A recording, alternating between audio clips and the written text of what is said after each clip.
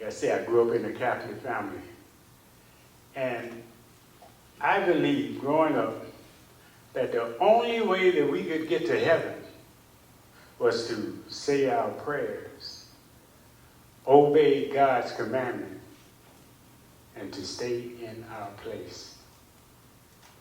I mean, as a child, imagine this, as a child in the Jim Crow South that I grew up in, this was my world. This was my world. This was the world of my brothers and sisters.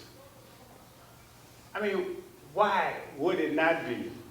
My mother was going along with it. My father, my uncles, they were going around to the back door of Mr. Fondo's grocery store.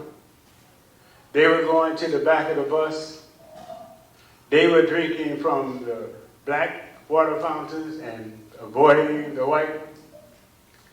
So for me as a child, the greatest fear that I had growing up as a young child, the greatest fear I had was that I would be committing a sin.